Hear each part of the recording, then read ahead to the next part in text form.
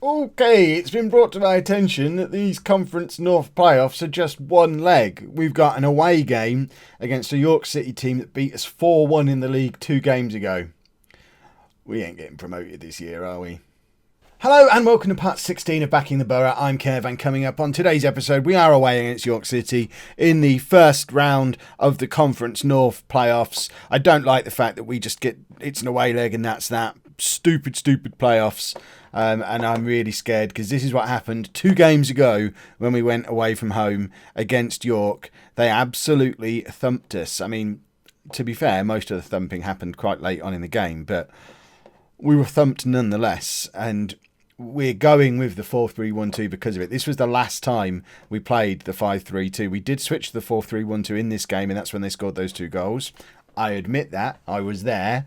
However, we were already out of this game. You know, we weren't getting any possession, we weren't getting any shots, we weren't creating anything. So I'm going to go with the 4-3-1-2 from the start, and if it goes wrong, we'll blame Kev. Oh, I don't want to blame Kev. Blaming Kev's my least favourite thing.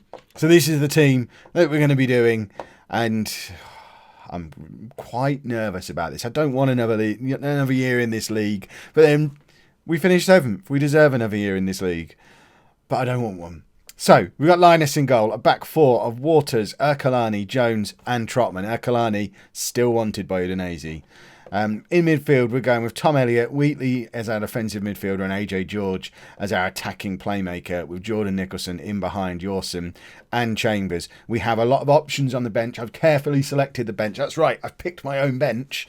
So we've got Elliot Rocker, who's just recovering from injury if Yorson or Chambers aren't having a good game. Lancaster, who's another option for Jordan Nicholson if we have any issues there. He's a bit of a risk because morale-wise, he's unhappy. He wants to leave. He wants first-team football.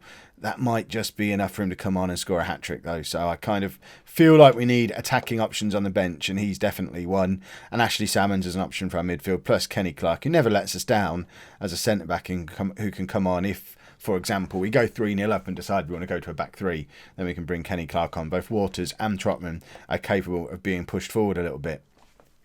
Right, cross your fingers. Let's get into this game.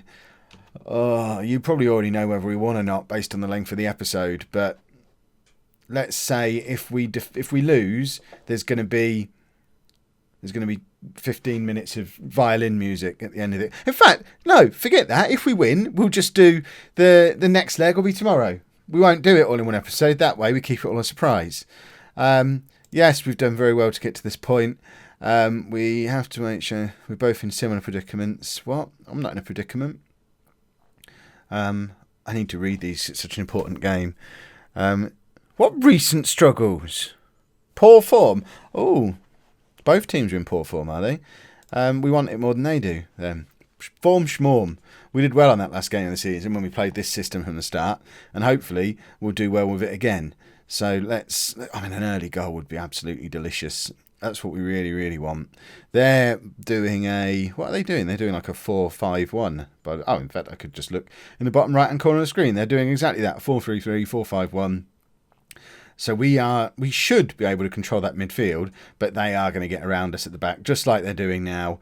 And 5 minutes on the clock. No.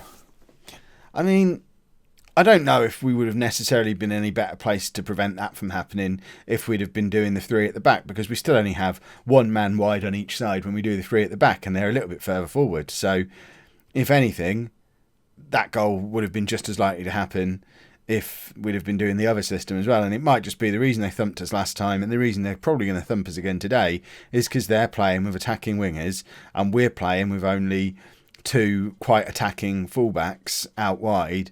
And they're just getting absolutely destroyed by having two opposition players come up against them. We've just got to try and outscore them.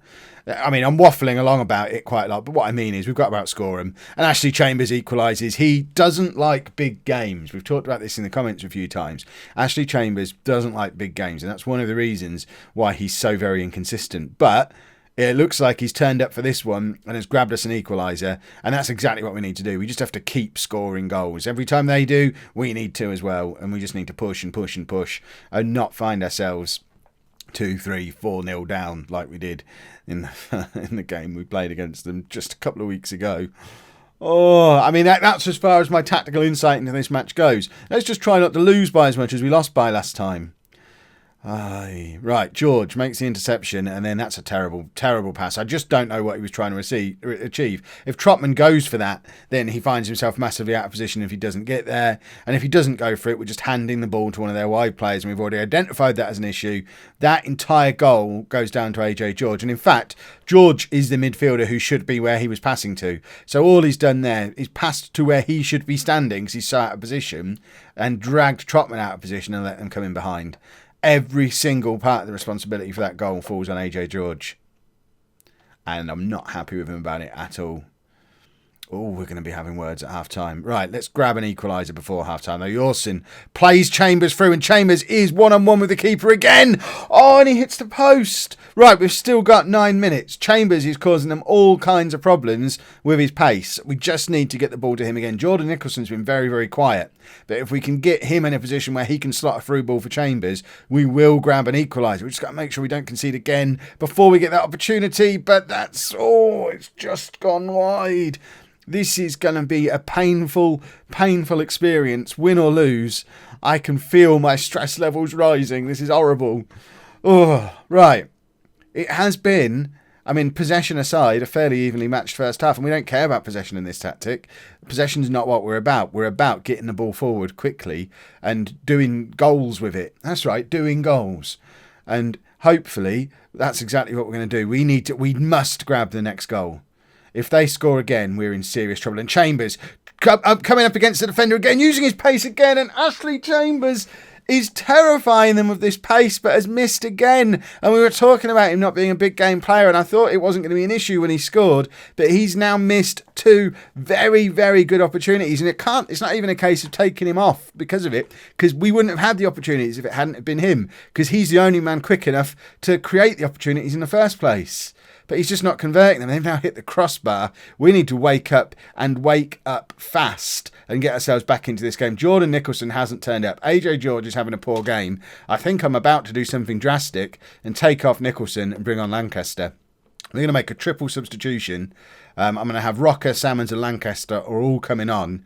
And we're going to take off George, Nicholson and Yorson.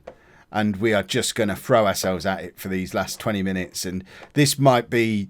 I mean, this is a pivotal point in my Nuneaton career, taking off Nicholson, in this situation, because he's our best player by a long, long way, but he hasn't performed today. And now it all comes down to, is Lancaster going to come on and sulk, or is he going to come on with a point to prove? And we are gambling with 20 minutes of our season remaining that Jack Lancaster comes onto the pitch with a point to prove and will come and grab us a goal or create us a goal. But nothing is happening. We're not getting any highlights. Have we just taken all of the sting out of our own play with these changes? We've got to get the ball back. We've got to create something. We can't go out this limply. Right, get the ball back, lads. Come on. We've got 3 minutes remaining. We need to show some urgency. Get the ball up the other end of the pitch. Ercolani, you want to be playing in Serie A next season. Show that you'd rather play in the Conference National. Elliott with the ball over the top. Chambers again tries to find Elliott, but it doesn't get there. There's Lancaster. Elliott to Salmons. Ashley Chambers hits the post again. Oh, it's not our day. And we've come so close. Ashley Chambers could have had 4 goals today. Right, Elliott Rocker. This is last chance saloon now, and he's going the wrong way. Jones, build something from the back, for goodness sake. And it bounces off the back of Tom Elliott. I think it was Elliott. And that was a joke. Right, 45 seconds. It's with Linus again. It's at the wrong end of the pitch. Just get it up the other end. If we equalise now, we absolutely destroy any momentum that they had. Tom Elliott wins the ball in midfield. And it's over the top to Chambers again, and he can't even get the shot away this time. They're wise to our one trick. We are a one-trick pony team. And, Elliott Rocker, no. Lancaster, I haven't even noticed him since he's been on the pitch. That gamble hasn't paid off at all. And that's that. Our season is over. We put up more of a fight than we did in the league fixture, but it wasn't enough. York go on to play Spennymoor in the semi-finals of the place. These Conference North playoffs are horrible, by the way. I don't care for them at all. And we have been knocked out. it's so very sad. I mean, it's frustrating because we've got a decent team. How many of these are going to be leaving now? Joey Jones, we probably need to tie down to a new deal. George will go back to his parent club. I mean, we're keeping the bulk of this team is staying together. Trotman, we probably need to offer a new contract to as well.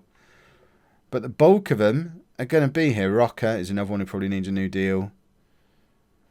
But the bulk of them are going to be sticking around. And, I mean, look at that. 33 goals from Chambers this year.